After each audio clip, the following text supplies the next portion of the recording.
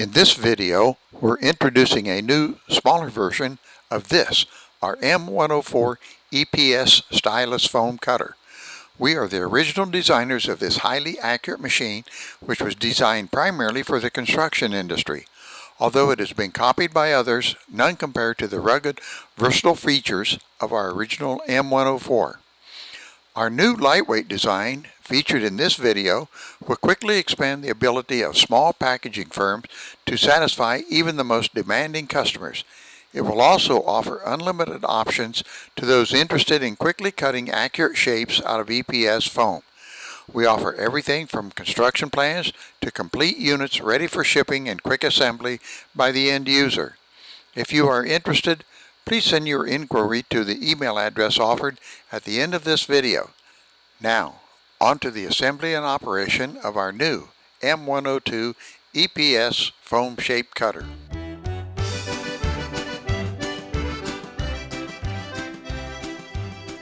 Once you have cut and sealed a 3/4 inch sheet of plywood to the proper size, you're ready to assemble your shape cutter. Screw the 3 rubber standoffs to the bottom of the plywood in the pattern shown here and turn the tabletop over with the 2 standoffs at the back of the plywood away from you. Place the left side main support bracket flush with the left edge of the tabletop.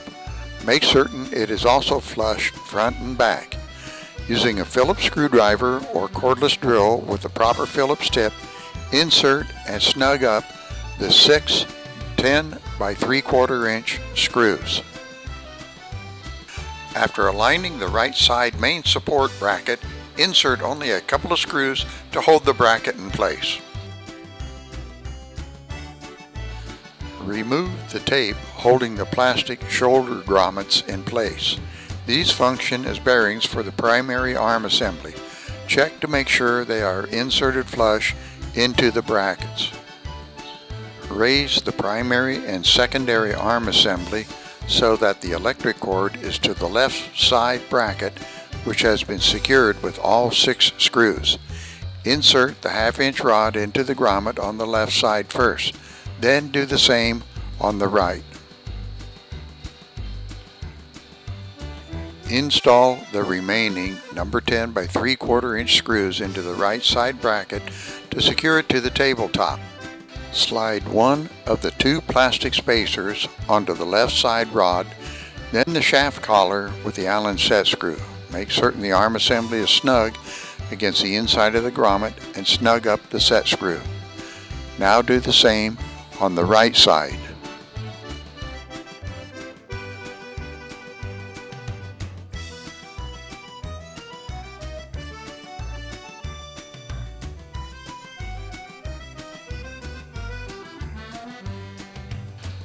Remove the tape holding the primary and secondary arms together. Then rotate the secondary arms down.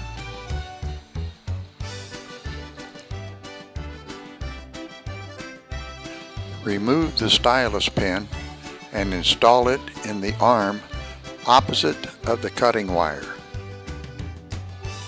Secure it with the set screw. Then secure the ground wire to the control arm with the nut and small bolt provided.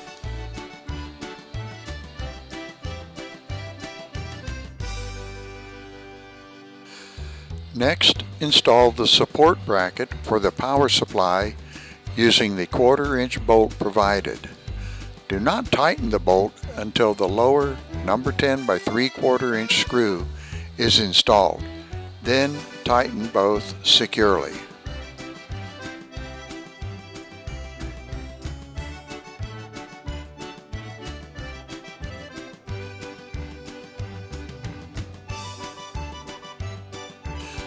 Set the power supply on the support bracket and slip the retaining band over the power supply and secure it with the 1/4 inch bolt and nut provided.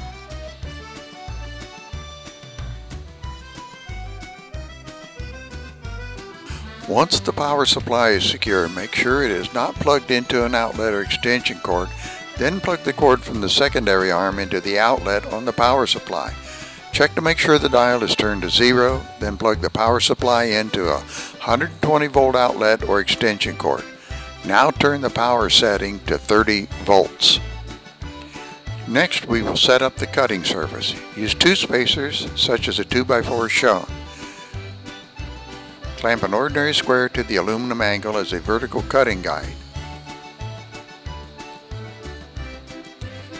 Now set a block of EPS foam at least 1 1/2 inches thick on the block so it can be trimmed to size. The finished size should be approximately 24 by 28 inches. Here we're measuring a slightly larger piece of foam to be cut to 28 inches. Make certain the power supply is in the off position and bring the cutting wire down to just above the foam. Align the marks on both sides with the wire, turn the power supply on, and cut the foam to the proper length. If the width is not 24 inches, then trim the sides as well. Place a mark on the tabletop about 4 inches in from the aluminum bracket on the left side. Remove the blocks from under the foam. Place the foam on the table aligned with the 4-inch mark and flush with the front of the table. Now slide the foam back away from the front edge of the table about a 1/2 inch. Mark all 4 corners on the tabletop.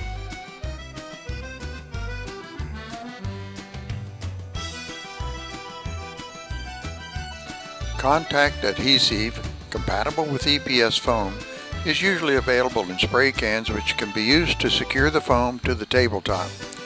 Here we are using a glue that is specially blended for us as a contact adhesive. Once you have applied glue in enough spots to secure the foam, align it with the marks on the table and press it into place.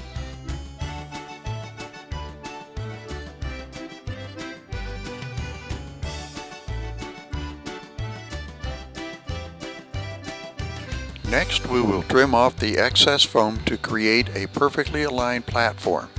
Bring the stylus into the arm down to the 1-inch aluminum bracket and turn the power supply on. Then slowly slide the stylus along the bracket until the hot wire has fully trimmed off the excess foam.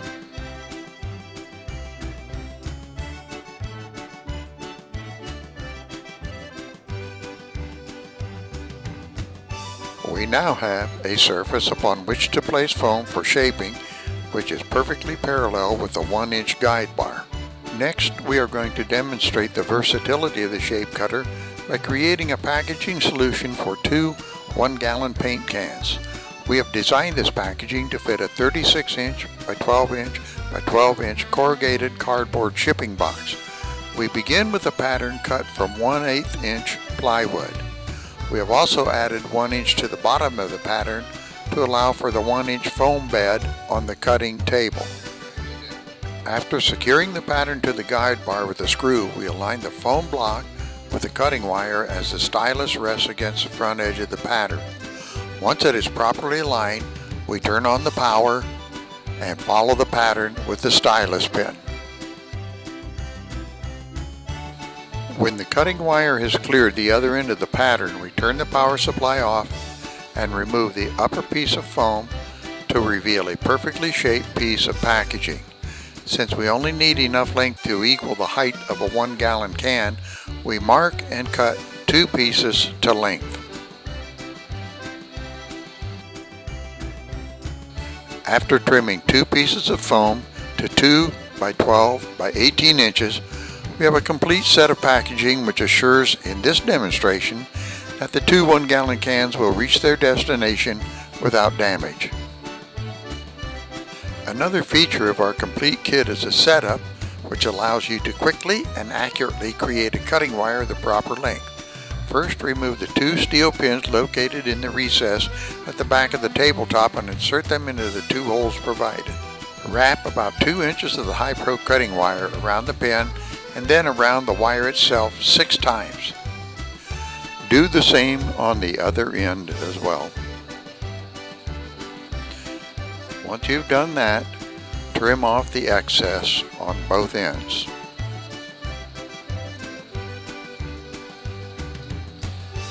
You now have a wire perfect length for your machine.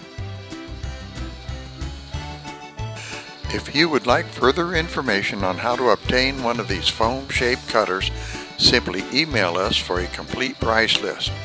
We have kits available in various stages from which to choose. A primary kit with all aluminum parts welded and ready for assembly, including wiring, plastic grommets, washers, 2 cutting wires, all nuts, bolts, screws, brackets, stylus pin, and packaging is available for $3.99 plus shipping. A complete unit, including a finished tabletop and power supply, is only $5.95 plus shipping.